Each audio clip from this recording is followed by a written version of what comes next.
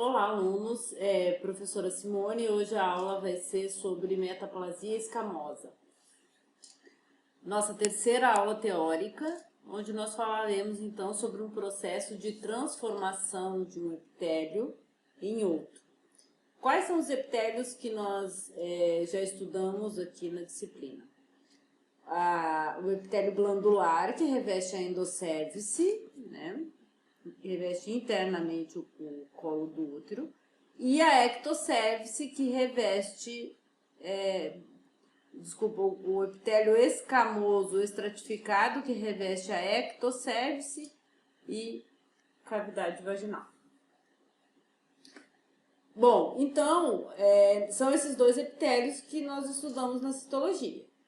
Então, o epitélio glandular, em um determinado momento, por uma causas específicas que nós vamos falar aqui, esse epitélio glandular se transforma em epitélio escamoso. Tá? Aquelas células cilíndricas de reserva que ficam aleatoriamente embaixo da única camada de células cilíndricas do epitélio glandular, junto à membrana basal, vão se transformar em epitélio escamoso, em células escamosas. Então, essa é a definição de metaplasia. Tá? E a metaplasia não acontece só aqui, a metaplasia escamosa não acontece só aqui no trato genital feminino, ela vai acontecer em outros órgãos que tem o esôfago, por exemplo, que tem tecido glandular e que por uma agressão, por alguma alteração, por alguma condição fisiológica, esse epitélio se transforma em outro tipo de epitélio, tá? Aqui, especificamente, o epitélio glandular vai se transformar no epitélio escamoso estratificado. Bom, então a gente vai dar uma revisãozinha aqui, lembrando então que o epitélio escamoso ou pavimentoso é a mesma coisa, é mais antigo esse pavimentoso, mas o epitélio escamoso estratificado não queratinizado é o epitélio que reveste a ectocérvice, como nós vimos, acima do tecido conjuntivo, membrana basal, e nós temos então a camada profunda, formada por células basais parabasais, depois nós temos a camada de células intermediárias e na superfície do epitélio as células superficiais, né? Enquanto que o epitélio glandular, isso tudo aqui é tecido conjuntivo, a membrana basal está aqui, e nós estamos vendo que é uma única camada de célula cilíndrica, onde o núcleo está rente à membrana basal. Esse é o epitélio, então, cilíndrico, colunar, epitélio glandular, que reveste a endocérvice, ok? Aqui é o colo do útero visto de baixo para cima, onde nós temos então aqui o orifício externo, que é o estreitamento do colo do útero, e aqui a parte externa do colo, que é a ectocérvice. Então, essa região aqui aqui é o fundo de saco, né? E aqui é o canal vaginal. Claro que isso aqui continua, né? Formando um canal também, mas aqui tá cortado. Então, esse epitélio que reveste a ectocérvice aqui e a cavidade vaginal é o epitélio escamoso estratificado, epitélio aqui. Enquanto que do orifício externo para dentro do canal, internamente aqui, né, lá na endocérvice, nós temos então o epitélio glandular. Tá? Isso aqui é só uma revisãozinha para a gente relembrar a estrutura do trato genital feminino. Bom, a metaplasia escamosa, ela nada mais é do que uma substituição adaptativa de células sensíveis ao estresse por tipos celulares mais capazes de suportar o ambiente hostil. Ou seja, o que está querendo dizer aqui é que em determinado momento, células que são sensíveis são afetadas por algum estresse que pode ser hormônios, pode ser um trauma pode ser as relações sexuais, pode ser micro-organismos, reação inflamatória, N estresse que pode afetar células que estão extremamente sensíveis, e essas células então vão se adaptar e se transformar num outro tipo de célula que é mais resistente, que é capaz então de suportar essa condição hostil, né? Então, isso quer dizer que o tecido, que a metaplasia, ela é, na verdade, uma condição fisiológica normal. Acontece. Vai acontecer num determinado período da vida da mulher, tá? No qual esses fatores de estresse vão estar presentes, tá? Claro que a metaplasia não é um problema em si, mas ela é uma porta, um facilitador para outras questões, como nós vamos ver. Ou seja, as células, esse novo epitélio formado, ele é mais suscetível ao HPV, às infecções, e vocês vão entender por quê, tá? Mas o processo de metaplasia, ele, na verdade, ele vem para substituir aquelas células que não estão dando conta de controlar ali o estresse. Vão entender por quê já, tá? Então, em resumo, o conceito metaplasia escamosa o epitélio glandular se transformando em epitélio escamoso, não vice-versa, ok? Esse tecido metaplásico que vai ser formado, ele é muito mais resistente às agressões, e é por isso que ele é formado, tá? Bom, mas antes, vamos entender, vocês lembram da JEC, que é a junção escamo-colunar? Ela é simplesmente um encontro de ambos os epitélios, é o encontro do epitélio glandular, que reveste a endocébice, com o epitélio escamoso, que reveste a ectocébice. Então, isso aqui é uma visão geral do que acontece. Então, a JEC original, ela é observada ao nascimento. Então, quando a menina nasce, ela tem a JEC chamada JEC original. Isso significa que a junção entre ambos os epitélios está localizada exatamente no orifício externo. Lembra que o orifício externo é anatômico, ele é o estreitamento do colo do útero antes deles. É como se fosse um esfíncter antes do colo se exteriorizar todo. Então, como é um esfíncter, é uma estrutura de tecido muscular, mas ela é revestida de epitélios. Né? Em cima do tecido conjuntivo existem os epitélios. Então, todo o colo do útero, quer seja a endo e a ectocébice, são revestidos de epitélio. A endo de epitélio glandular e a ecto de epitélio escamoso. O encontro desses dois epitélios no colo do útero se chama junção escamo-colunar. E a JEC original, ela está presente do nascimento até o início da puberdade, quando começam a surgir os hormônios. Então, sem o efeito hormonal, sem o período das relações sexuais, procriativos e gestações, etc., a menina ela vai ter a JEC igual a 0.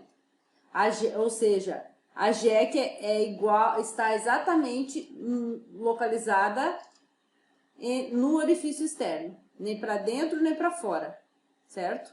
Lembra que quem pode ir para dentro ou para fora é o epitélio e não o músculo. Então, o orifício externo é o esfíncter que vai permanecer sempre ali. O revestimento de epitélio é que pode mudar de posição, tá? Então, a JEC original ela está localizada exatamente no orifício externo. Durante a puberdade e a primeira gravidez, o que acontece é que o colo do útero aumenta de tamanho, né? O útero inteiro aumenta de tamanho, inclusive o colo do útero, até para se preparar para o nascimento, né?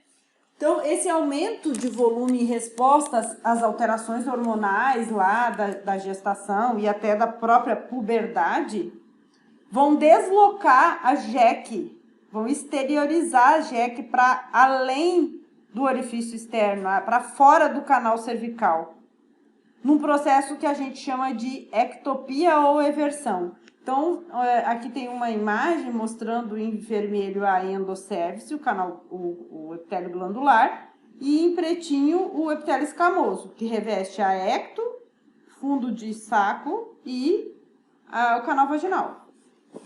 Então, a JEC original está aqui, ó, exatamente localizada nesse estreitamento que a gente chama de orifício externo, que é como se fosse o esfíncter, tá?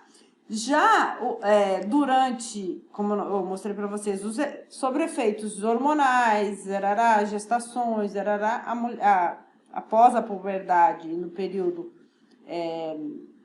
procriativo, essa mulher ela tem então a JEC exteriorizada para fora.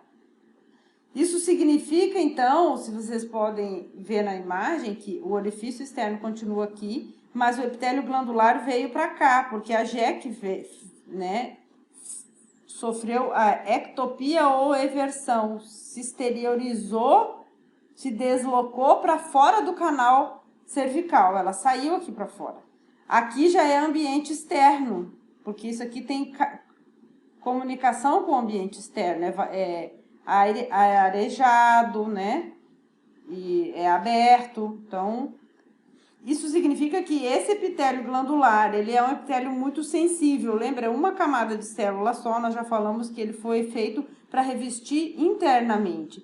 E que essa região externa aqui toda é revestida de epitélio estratificado justamente porque essas várias camadas protegem a região contra as agressões. Que agressões? N agressões, micro-organismo, contato com o sabonete, com o sêmen durante a relação sexual, o pênis, o que for chegar aí, né? Entendeu? Então, isso tudo vai trazer para esse epitélio que está exteriorizado, vai funcionar como agressões, estresse. E esse epitélio, obviamente, não vai dar conta. E o que vai acontecer? Ele vai descamar. Apesar da célula glandular não ser uma célula esfoliativa, que descama com facilidade, nesse caso ela vai ser destruída, aqui entre aspas, devido à agressão, porque esse epitélio está exteriorizado. Então, esse epitélio endocervical, que está exposto agora aqui no meio do orifício externo para fora, ele fica em contato com o pH vaginal, que é um pH ácido. A gente vai ver direitinho aqui que toda essa ectocérvice e o canal vaginal, que ele é revestido de epitélio escamoso e as células intermediárias do epitélio escamoso são ricas em glicogênio no seu citoplasma. O glicogênio é um polissacarídeo de glicose, que é a fonte de alimento para a microflora vaginal, que nada mais é do que lactobacilos, tá? Esses lactobacilos são bactérias que têm a função de manter o equilíbrio, a homeostase desse ambiente aqui. E o lactobacillus, ele consome a glicose, né? Consome o glicogênio, degrada o glicogênio, oxida a glicose até lactato, ou seja, até ácido lático no processo de fermentação. Porque esse é um ambiente mais ou menos, apesar de ter um contato aqui, ele é mais anaeróbico. Então, acontece metabolismo anaeróbico aqui com maior facilidade, por quê? Porque essas bactérias fazem a anaerobiose, os lactobacilos, tá? Fazem metabolismo anaeróbico, lá da bioquímica. Então, converte glicose piruvato na glicólise e depois o piruvato é convertido em ácido lático. Ácido lático acidifica esse ambiente e esse pH ácido da vagina, ele é estrategicamente produzido para proteger o ambiente da proliferação de outros micro-organismos, que são, na verdade, micro-organismos que se desenvolvem num pH mais alcalino um pouco, não ácido. Então, o pH ácido é um mecanismo de defesa aqui. Então, os lactobacilos, ao acidificarem esse ambiente, eles criam uma barreira aqui para a proliferação de outras bactérias, fungos e etc. Tá? Nas próximas aulas nós vamos entrar em processo inflamatório e a gente vai voltar a falar nesse assunto, tá? Com mais profundidade aqui. Bom, então, esse epitélio endocervical que se exteriorizou aqui, ele vai ficar, então, exposto a esse pH vaginal, que eu expliquei para vocês, produzido pelos lactobacilos. E isso é um estímulo para metaplasia. Por quê? Porque o que acontece é que não era para esse epitélio glandular estar exposto, era para o epitélio escamoso estar aqui como sem nenhuma agressão. O normal seria isso aqui. Mas devido às agressões, né? Esse epitélio, ocorre a ectopia, que nada mais é do que exteriorizar o epitélio glandular para fora do canal cervical. E aí coloca esse epitélio num ambiente mais ácido. Aí o que acontece com esse epitélio? Ele é muito sensível, ele descama, se destrói. E aí as células de reserva que estão lá embaixo do epitélio glandular para recompor, elas pensam assim, bom, se eu recompor esse epitélio aqui, porque as células, né, você corta aqui, machuca, faz um corte na pele, as células escamosas aqui vão ser reconstituídas e vão cobrir mesma coisa acontece lá na cervice. Mas, ao invés de recompor, então, com o epitélio glandular, porque vai cair de novo, ele pensa assim, então, eu preciso pegar essa região aqui que está exteriorizada e recompor ela com o epitélio que seja resistente às agressões, que vão continuar acontecendo. E aí que surge a metaplasia. Então, as células glandulares, ao invés de dar origem, as células de reserva, né, as células germinativas do epitélio glandular, em vez de dar origem ao epitélio glandular, vão se diferenciar em epitélio escamoso. E esse processo de diferenciação é chamado de metaplasia escamosa. Ok? Então, a metaplasia é um fenômeno adaptativo do epitélio colunar, ou seja, o epitélio glandular se adapta se transformando em escamoso, tá?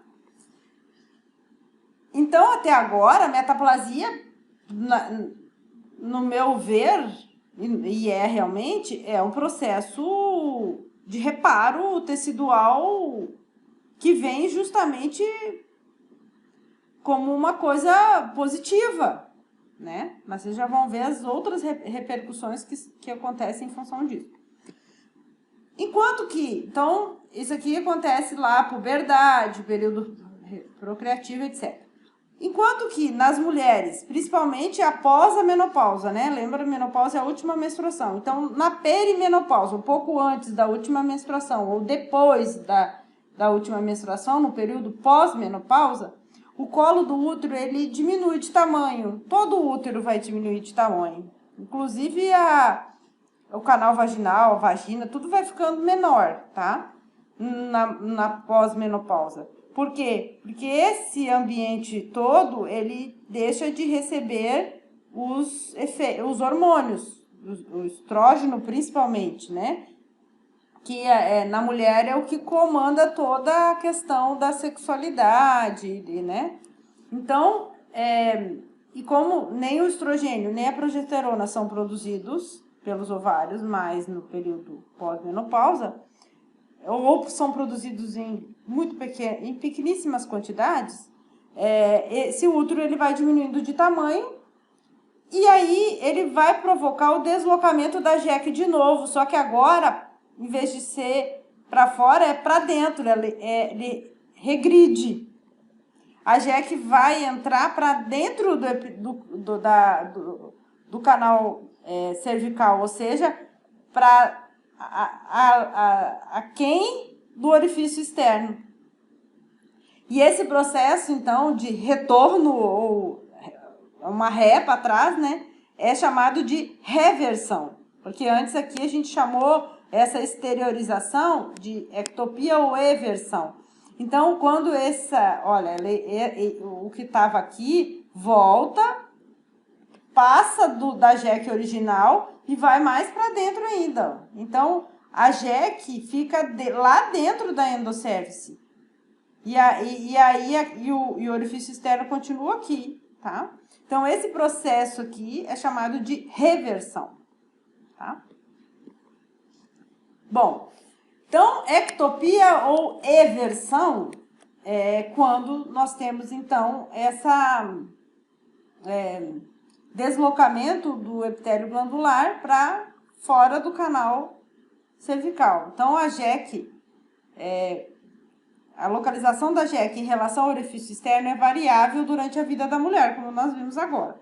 E ela depende de fatores como idade, estado hormonal, trauma, nascimento, uso de anticoncepcionais orais, condições fisiológicas como gravidez, etc. Cabe ressaltar, então, que a ectocervice não é sinônimo de epitélio escamoso estratificado. E nem endosservice é sinônimo de epitélio glandular. Por quê? Porque em determinado momento eu posso ter epitélio colunar glandular na ectocervice e eu posso ter epitélio escamoso na endosservice, tá? Então, só para não se tornar sinônimo. Ectocervice é do orifício externo para fora. Ele pode estar revestido de epitélio escamoso ou do glandular que se esterilizou por uma ectopia ou eversão. Ou vice-versa também, tá? Então, no período reprodutivo, frequentemente a JEC situa-se para fora do canal cervical, como a gente viu agora, no processo que se chama de ectopia ou eversão.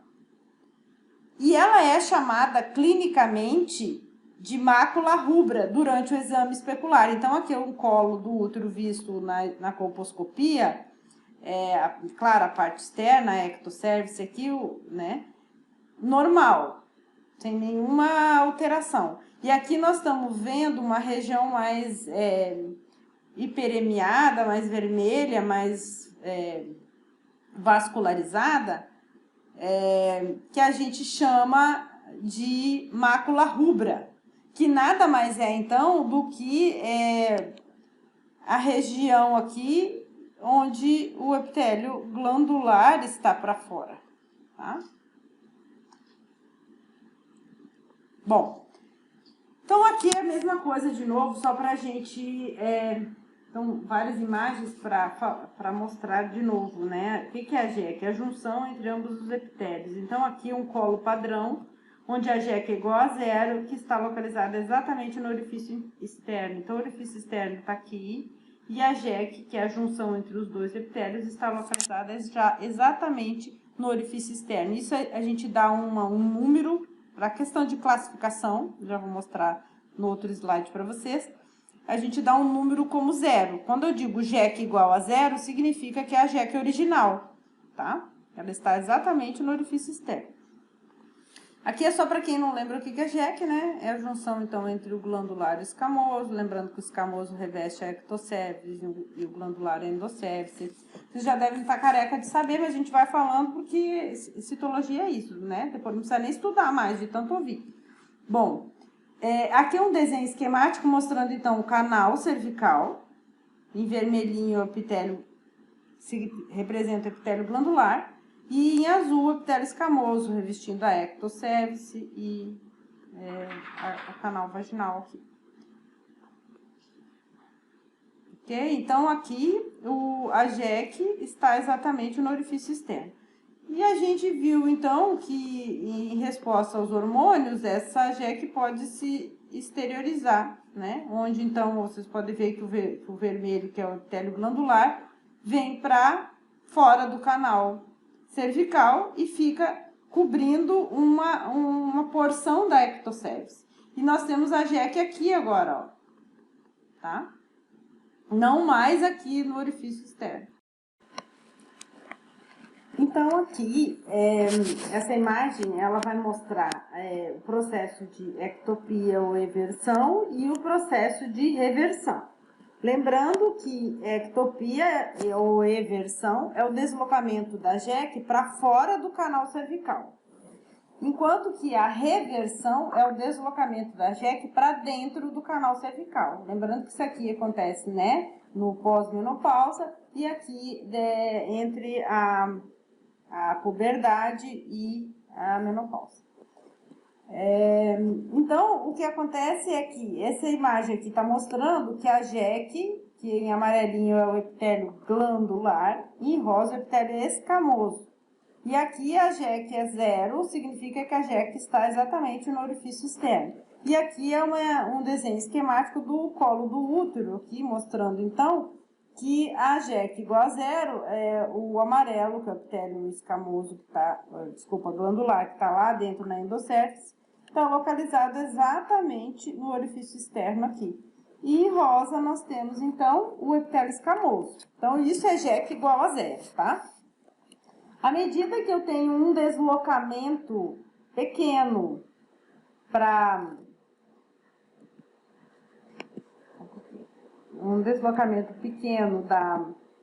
da jeque, então vamos imaginar que eu pego esse colo aqui e separe ele em porções, tá? Então, se essa jeque se exterioriza um pouco aqui, ó, até essa pontilhado, alguns milímetros, eu digo que a jeque agora, né, isso é uma ectopia menos 1, tá? Ou seja, ela se esterilizou um pouco aqui. Ela exterioriza mais um pouquinho, ela é numa área um pouco maior, eu chamo de jeque menos 2. Menos 3, e se ela cobrir todo a ectocervice aqui, né? Então, se ela começa aqui, vai aumentando, vai aumentando, vai aumentando. Se essa área vai cobrir toda a ectocervice, eu tenho jeque menos 4. Então, a ectopioversão, ela é o deslocamento até menos 4. Então, menos 1, menos 2, menos 3, menos 4, porque é para fora, tá?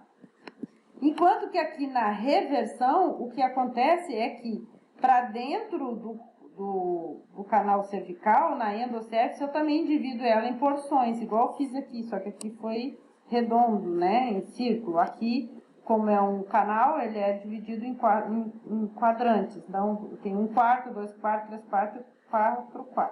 Então, se essa jeque começa a se interiorizar para cá, que é a reversão, eu vou ter jeque mais 1, mais 2, mais 3 e mais 4. Isso significa que todo esse epitélio escamoso pode ir cobrindo internamente a endocéfise, tá? Então, isso é reversão, ok? Aqui, essa imagem mostra, então, é um resumo de tudo.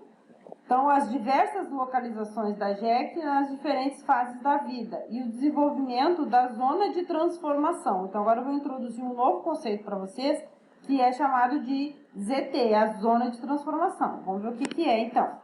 Então, aqui é o colo do útero, a região vista aqui, ó, de baixo para cima, e aqui é a imagem na lateral, mostrando, então, a endocéfise com epitélio glandular. Esse pontinho preto aqui, ele identifica como sendo a jeque, tá? E a ectocervice. Então, aqui ele chama de jeque original. Ele botou um pouquinho para fora só para a gente ver aqui que a jeque está localizada exatamente no orifício externo. Então, isso aqui acontece quando? Na infância, do nascimento, toda a infância, até a perimenarca. O que é perimenarca? Próximo da menarca. O que é menarca? A primeira menstruação. E menopausa é a última, lembra? Então, o período perimenarca é aquele que vem em torno ali, próximo da primeira menstruação, que é enquanto a menina ainda não tem, não está sobre efeitos hormonais intensos, né? Então, depois da primeira menstruação, toda essa região do trato genital feminino vai começar a receber influências mensais do ciclo hormonal. Bom, Ectopia ou eversão, então, vai acontecer, o que a gente viu é quando essa JEC se exterioriza para fora do canal cervical. Então, está mostrando aqui que o epitélio glandular vem para cá. Então, agora a JEC está aqui, ó. Vamos imaginar que a JEC esteja menos 3, menos 4, tá?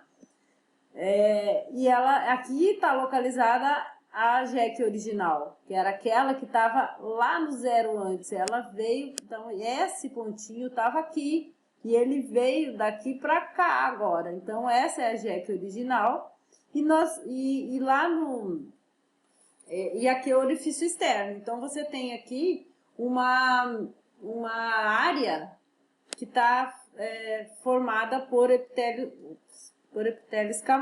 glandular aqui, tá?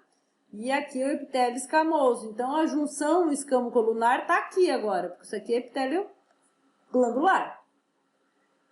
Isso que aconteceu até agora foi ectopia ou eversão. O próximo passo que vai... Lembra que eu falei que a ectopia ou eversão é o primeiro passo para a metaplasia? Então, a metaplasia, ela é quando esse epitélio glandular sai e entra um escamoso aqui no lugar. Então, aqui ele pintou de cinza um novo epitélio escamoso, tá? Que é o epitélio que está sendo formado aqui, ó, no lugar onde o glandular se exteriorizou.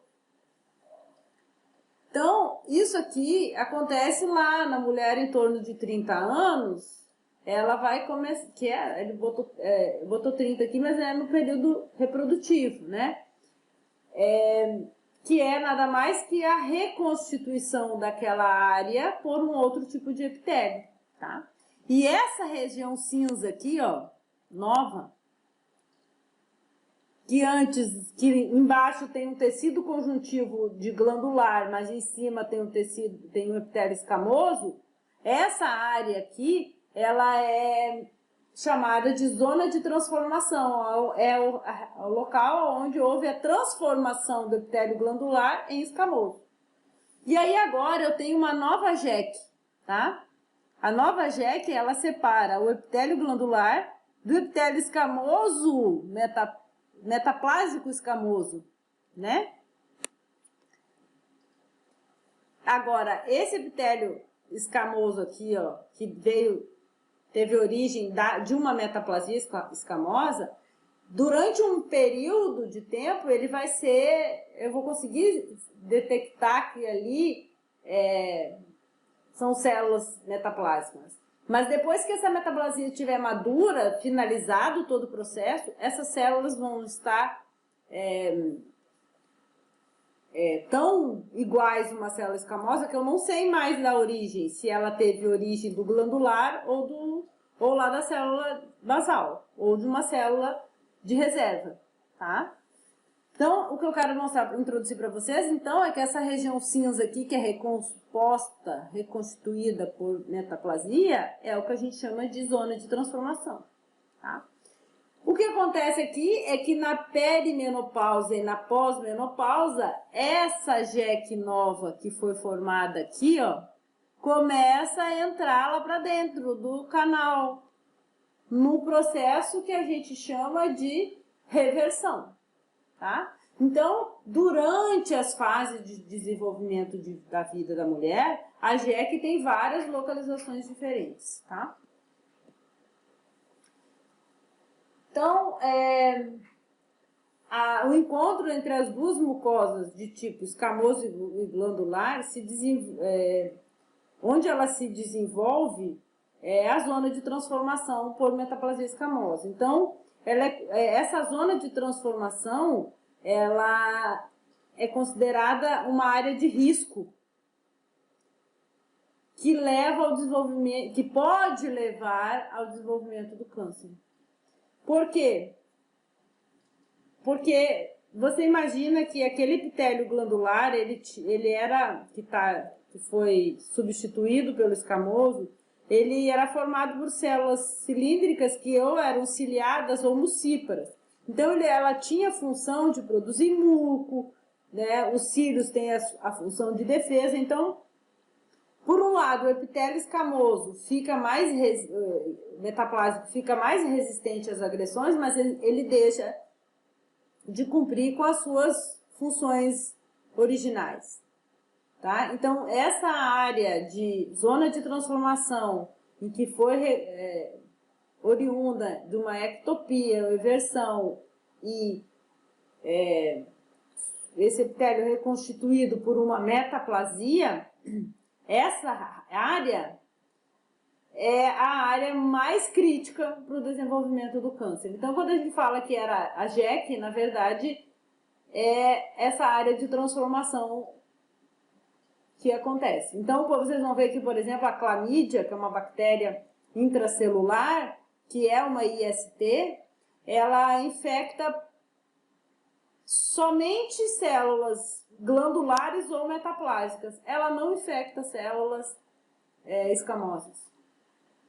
O HPV, que é o vírus, o papilomavírus humanos associado ao câncer, ele tem preferência por células ou basais do escamoso ou metaplásicas. Se tiver metaplásica, é na metaplásica que ele vai. Tá? Porque essas células estão, como elas estão se transformando em outro epitélio, elas estão muito ativas. Então o vírus fala, opa, é nessa célula que eu quero me instalar, porque eu vou usar toda a maquinaria celular dela que está em total atividade aqui. Todas as máquinas estão funcionando, né, nesse ambiente aqui que eu quero ficar, porque o vírus não tem nenhuma estratégia para sintetizar proteína, para nada, né? Ele só tem material genético, ele usa tudo isso da célula hospedeira que ele vai infectar. Então, é óbvio que ele vai procurar uma célula que esteja biologicamente ativa, então ele prefere as células metaplásicas, tá? Então, a ectopia ou eversão, ela acontece quando, né? Na puberdade, depois na recém-nascida, é só por causa da influência dos hormônios da mãe, tá? Principalmente se foi parto normal. Mas isso é ali transitório. Depois a puberdade, hormônios, atividade sexual, gravidez, parto, curetagem, tudo isso leva, tudo são formas de estresse que podem causar o deslocamento da JEC, a exteriorização da JEC para além do canal cervical, que a gente chama então de ectopia ou eversão. A reversão é a interiorização da JEC para dentro do canal. Isso acontece então na infância, na pré-adolescência, na menopausa, na senilidade. Tá? Bom, então eu disse para vocês que a metaplasia é uma substituição fisiológica do epitélio glandular evertido, ou seja, aquele que está exteriorizado e em consequência da ectopia ou eversão, daí a gente fala que é o epitélio evertido. Então, esse epitélio colunar evertido, ele é substituído por um epitélio escamoso recém-formado, que é denominado, então, de metaplasia escamosa. Então, o que eu tenho aqui é que aquelas células de reserva, que é o epitélio glandular, tá? Normal. E aquelas células de reserva que ficam aleatoriamente localizadas, não formam uma camada de células de reserva, né? Elas ficam aleatórias. A cada 4, 5 células glandular tem uma de reserva ali na base da membrana basal. Essas células aqui é que vão dar origem elas dão origem às glandulares também, mas elas vão dar origem aqui à metaplasia, tá?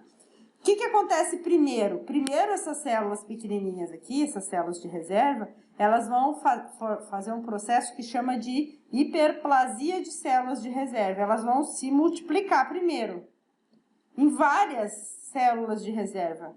E aí elas vão começar a formar camadas de célula de reserva que vai deslocar, se já não tiver deslocado, vai deslocar essa camada glandular aqui. Em alguns casos, esse epitélio já descamou pela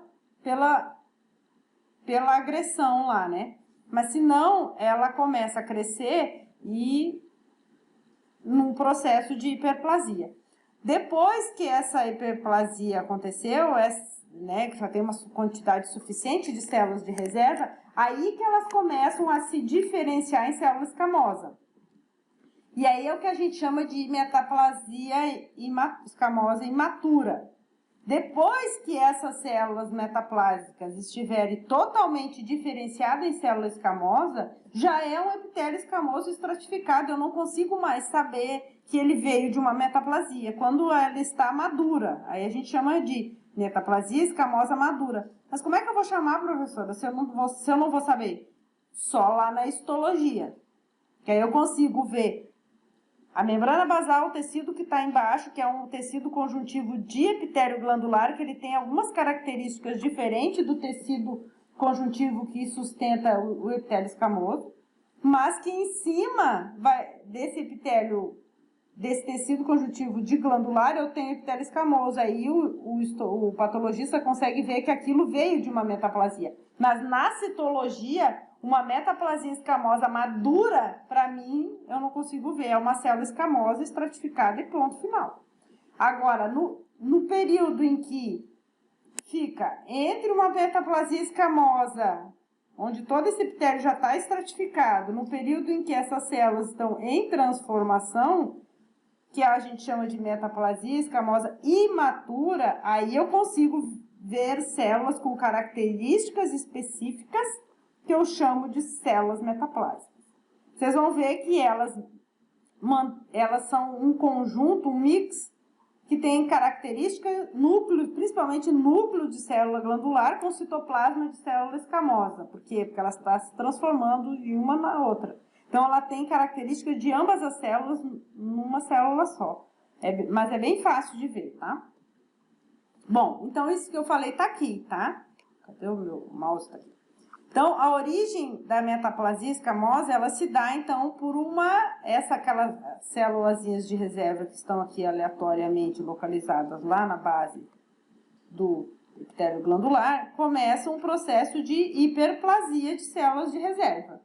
Depois da hiperplasia de célula de reserva, essas células começam a se diferenciar, mas ainda não estão totalmente diferenciadas, não estão totalmente escamosas, aqui é epitélio escamoso estratificado em camada, basal, parabasal, intermediária, superficial, isso aqui é o epitélio escamoso, que eu olho e eu vejo são células escamosas. Isso aqui é metaplasia madura, que na metaplasia madura, o epitélio é idêntico ao epitélio escamoso original, tá? Mas no processo em que essas células estão se transformando nessas, ele passa por essa etapa aqui, ó, que a gente chama de metaplasia escamosa imatura, que a gente vê células assim, que parecem estrelas. Eu vou mostrar já já para você. Essas são as células metaplásicas. Tem um núcleo muito parecido com o núcleo de glandular, mas o citoplasma já está aparecendo com o citoplasma escamoso. Então, a metaplasia escamosa ela é interpretada como uma intensa atividade de reparo tecidual. Vocês veem que ela vem justamente para reparar aquele tecido que está ali na zona de transformação, tá? Essas células aqui, ó, que são as mais suscetíveis às infecções. Então, uma mulher que teve uma ectopia ou eversão, vem uma metaplasia escamosa para reconstituir aquele epitélio e reposicionar a JEC. O que acontece ali é que essa zona de transformação vai estar recoberta por epitélio metaplásico. E esse epitélio metaplásico é alvo principalmente do HPV e de outros micro-organismos, mas principalmente o HPV, porque vocês vão ver na aula de HPV, que é extremamente interessante, que o HPV está associado, é fator de risco para o câncer do colo do útero, está associado em mais de 90% dos cânceres de colo do útero, você vai buscar e você acha o HPV, principalmente os sorotipos carcinogênicos, que são o 16 e o 18, tá? Tem alguns tipos de HPV que causam apenas verrugas na região genital, masculina e feminina. Não levam ao câncer, são tipos que não são malignos, não são os sorotipos carcinogênicos. Tem mais de 100 sorotipos de HPV, tá? A gente vai ter uma aula só sobre isso, que é bem interessante para vocês entenderem também essa lógica toda. Bom, então, o que eu quero mostrar é que essa metaplasia escamosa, então, ela vem de uma hiperplasia de célula de reserva, tá? Então, a hiperplasia de célula de reserva é o primeiro passo para o processo de metaplasia. É o primeiro passo para reconstituir e corrigir, reparar a ectopia, tá?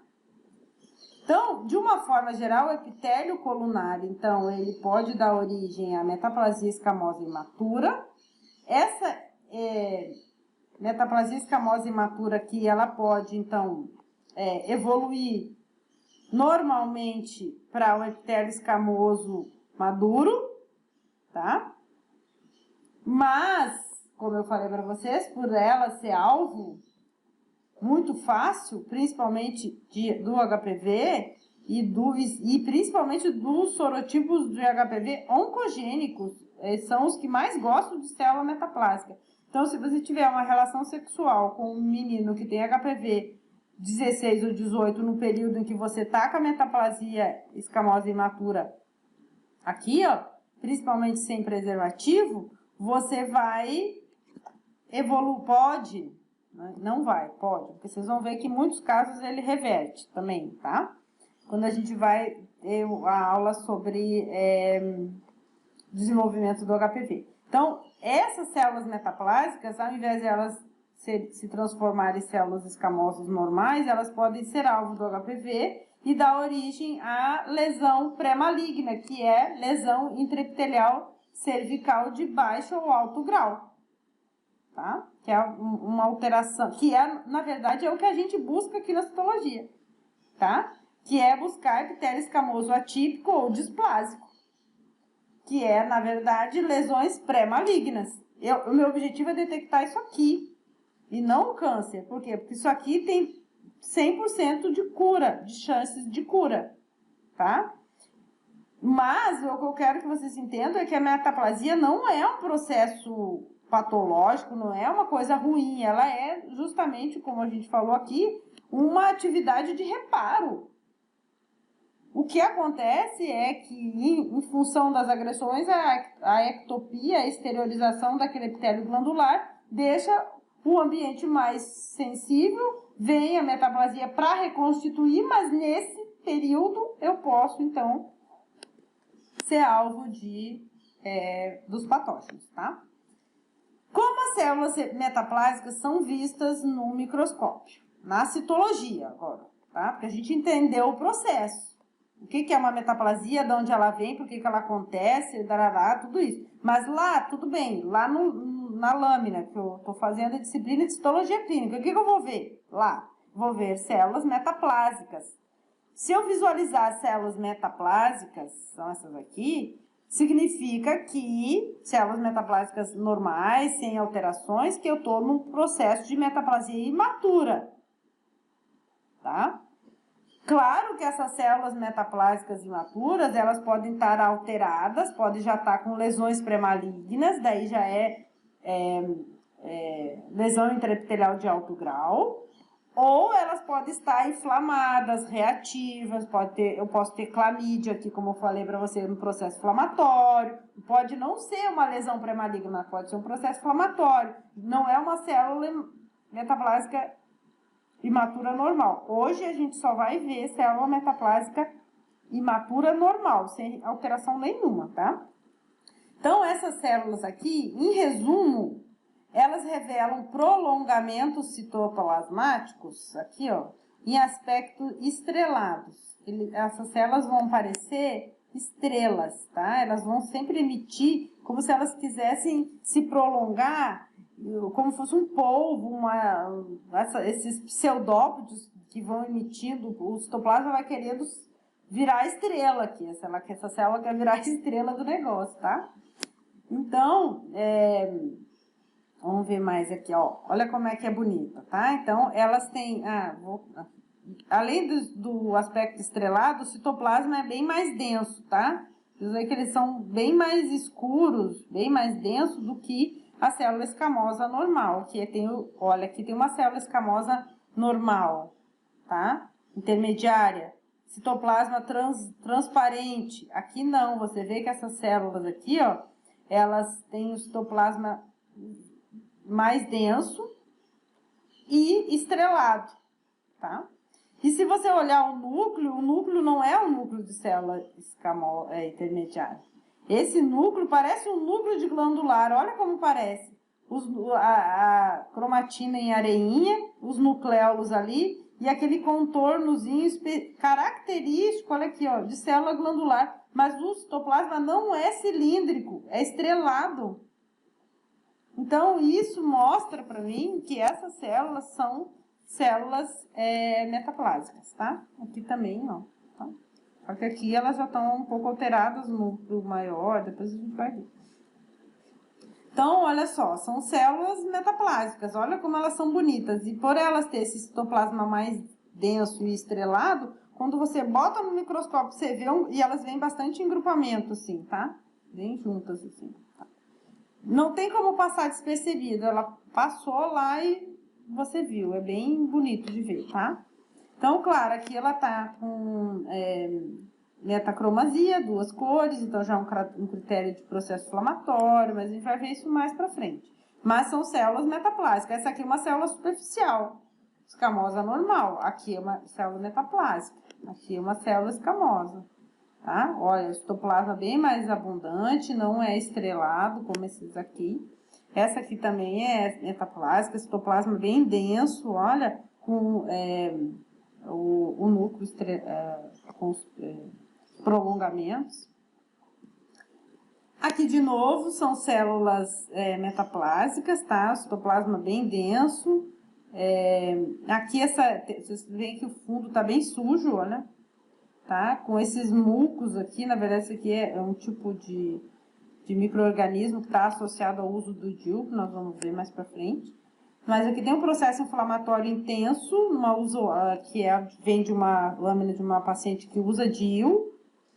Claro que isso aqui é coisa mais antiga, hoje o material do DIU já não leva esses processos inflamatórios, a adesão de fungo e bactérias, como eles formavam muito biofilme, né?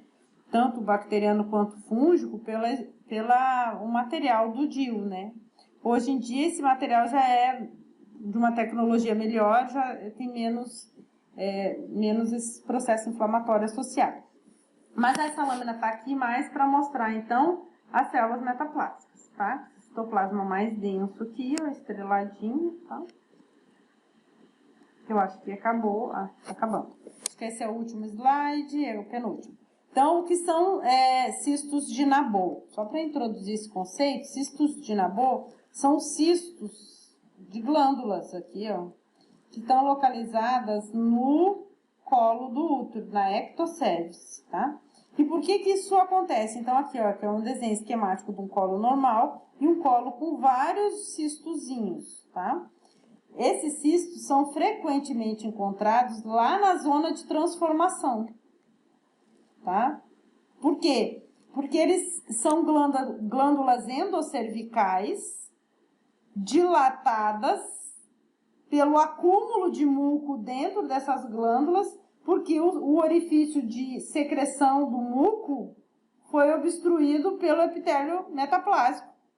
Você lembra que que eu disse para vocês que essas células glandulares que vão esse epitélio glandular que vai descamar e vai ser reconstituído por epitélio metaplásico, célula escamosa, as glândulas que estão ali naquele tecido, naquele epitélio o tecido conjuntivo e o epitélio que estavam dando suporte para o glandular, existem glândulas que são chamadas glândulas de Nabor, que são aquelas glândulas que participam da formação do muco lá das células mucosecretoras glandulares. Só que agora esse epitélio é reconstituído por epitélio escamoso.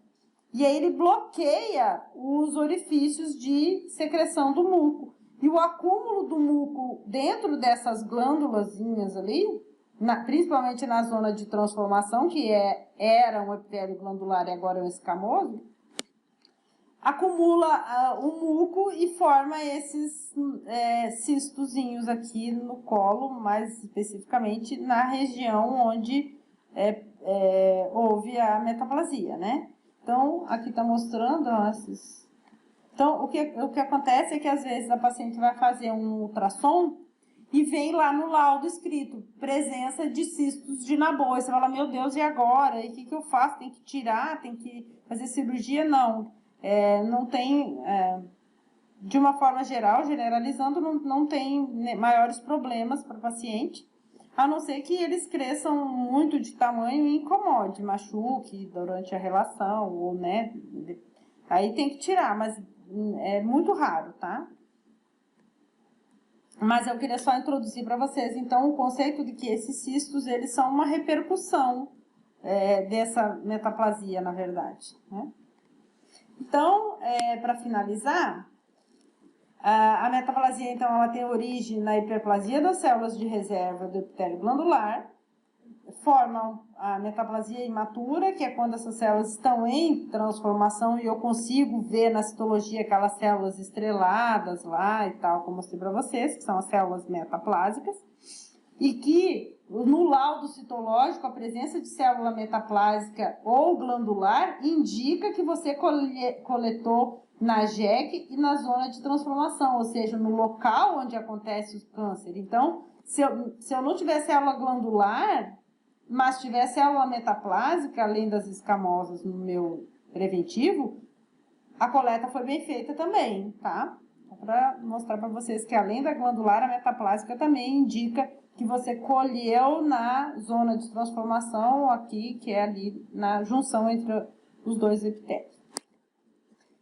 Essa metaplasia imatura, ela pode evoluir, então, para uma metaplasia madura, que nada mais é do que o epitélio escamoso estratificado normal. E aí eu não sei mais ver diferença nenhuma, ou seja, aquela célula de reserva deu origem ao epitélio escamoso normal. O que pode acontecer são alterações aqui, ou seja, aquela metaplasia imatura, que é alvo fácil, depois nós vamos entender por quê nas aulas subsequentes, ela é alvo fácil, então, para micro-organismos, principalmente o vírus HPV. E aí pode evoluir para uma metaplasia atípica, uma lesão intraepitelial de alto grau, high, tem a L-sil e a H-sil. Quando a alteração, a lesão pré-maligna se dá em célula metaplásica, você nem tem o baixo grau, já vai para o alto grau logo, tá? O baixo grau acontece quando a lesão está em célula escamosa, lá do epitélio escamoso normal, tá? Quando a lesão está em célula metaplásica, já é alto grau para o câncer, já, para a evolução para o câncer. Progride mais rapidamente, a gente vai entender isso também. Carcinoma in situ, que é já um câncer, mas está ainda restrito ao epitélio. E o carcinoma escamoso invasor, que significa que aquele processo maligno que começou lá no epitélio metaplásico, ele já invadiu a membrana basal, passou, chegou lá no tecido conjuntivo, chegou na vascularização do útero, do colo do útero, e essas células malignas podem ser transportadas pela circulação para outros órgãos, que é o que a gente chama, então, de metástase, tá? Então, o carcinoma escamoso invasor, ele é aquele que já invadiu o tecido conjuntivo e já acessou a microcirculação. E aí o risco de metástase é grande, tá? Por isso que detectar a lesão pré-maligna antes da invasão, do carcinoma invasor, detectar ela aqui nas lesões intraepiteliais, dentro do epitélio ainda, é o tchan da citologia, é o alvo da citologia, é o que a gente quer. Porque enquanto está dentro do epitélio, eu posso fazer uma cauterização, uma conização, ou tirar o colo do útero numa esterectomia. A gente vai ver também as opções de acordo com o nível e a classificação da lesão intraepitelial ou do câncer, do carcinoma invasor. De acordo com a classificação dele, quando a paciente for diagnosticada, em que momento ela está, da evolução do câncer, a conduta é diferente, tá? Lembrando de novo que daqui, gente, até aqui, são 10 anos, tá? São 10 anos para você detectar alguma coisa aqui, fazer alguma coisa para evitar a invasão, para evitar a metástase, tá? Porque depois que der metástase, aí fica muito mais difícil você descobrir aonde aquele clone maligno foi parar, tá? Porque pela circulação ele pode parar em vários órgãos e aí lá continuar se proliferando e aí fica muito difícil de tratar. Então, a aula de hoje era isso, tá? Até semana que vem, então.